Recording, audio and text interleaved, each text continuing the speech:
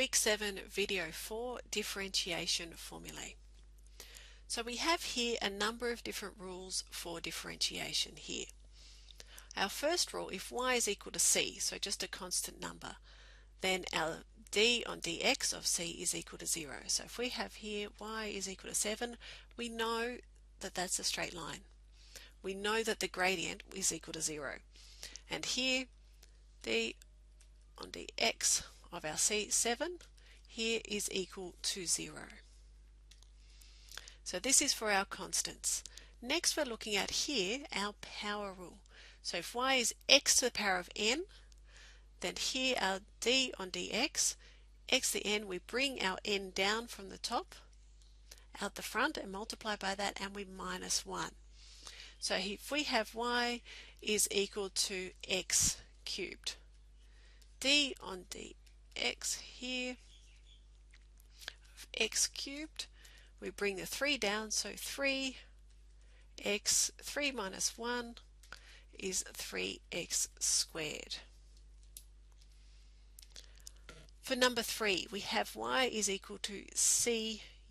So we have a constant times a value u. So here our d on dx of cu is our constant times here our du on dx. So here if we had y is equal to 2x cubed here.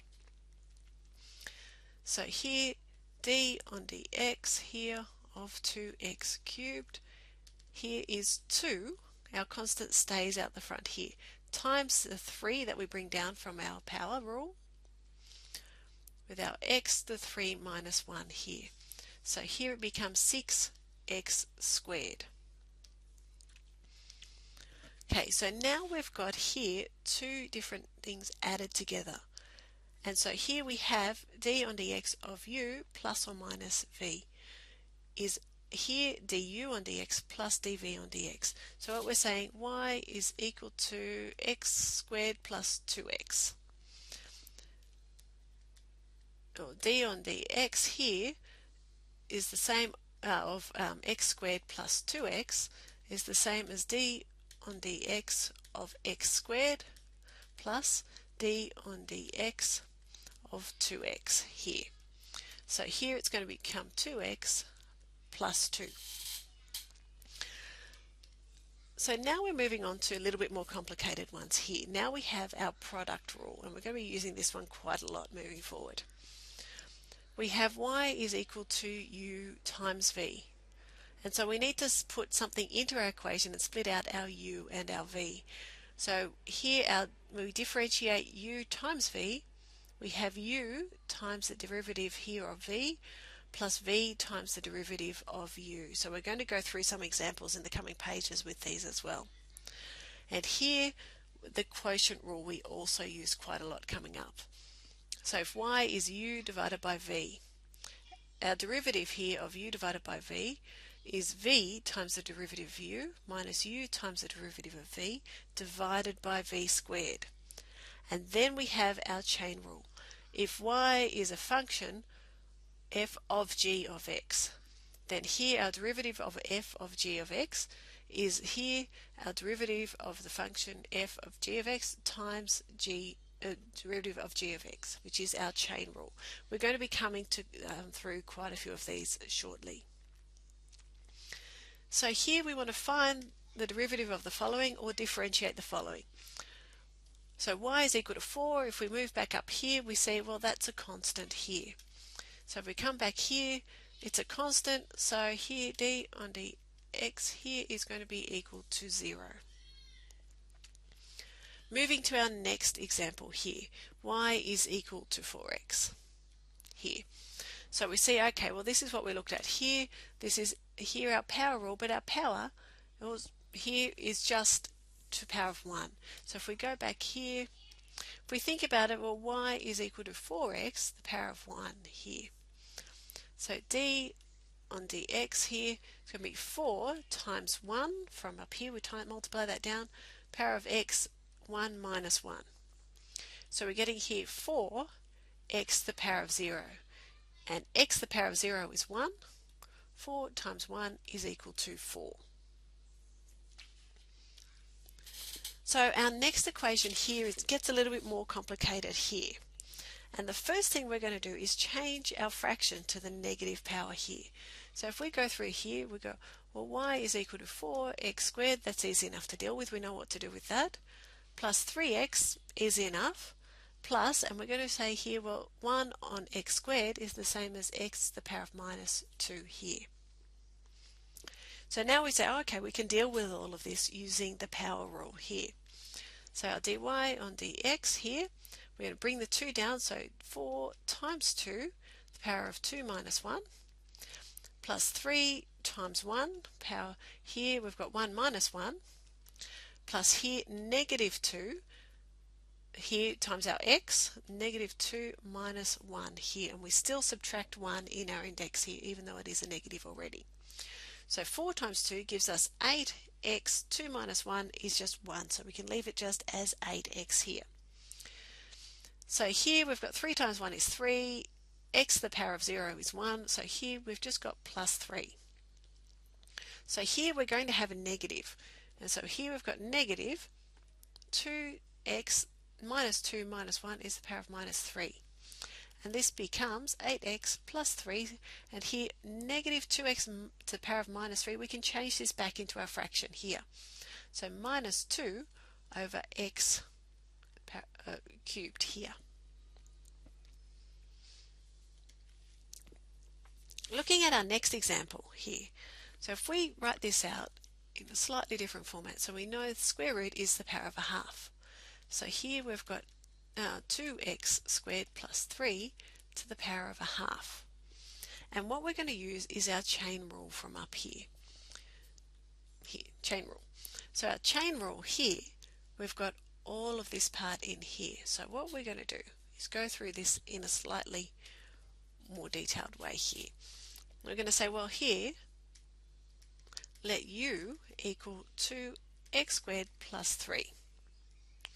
Now, y is equal to u to the power of a half here. So here our chain rule, depending how we write it out, but an easier way to understand it, if we have dy on dx is equal to dy on du times du on dx here. And if we look at u here, and we have it in terms of x. So here we can do, well, du on dx, here, 2 times 2 is 4, x, 2 minus 1, so it's just x, and our constant goes to 0 there. So here, this du on dx is equal to 4x. And we have y in terms of u, so we can differentiate y in terms of u. So dy on du here. So we bring our half down, so it's going to be a half u to the half minus 1.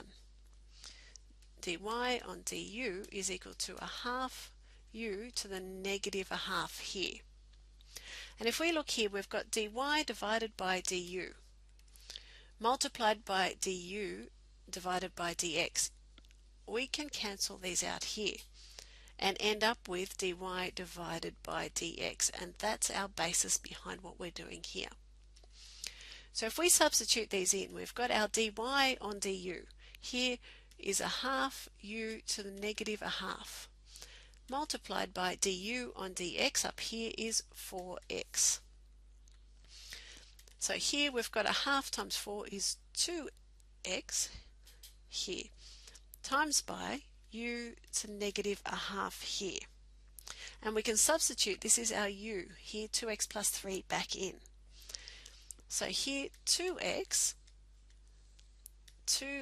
squared plus 3 to the negative a half here. And it's negative a half. So we're going, okay, so at the bottom of our fraction, and we take this through here. So here it goes 2x divided by square root of 2x squared plus 3 square root there.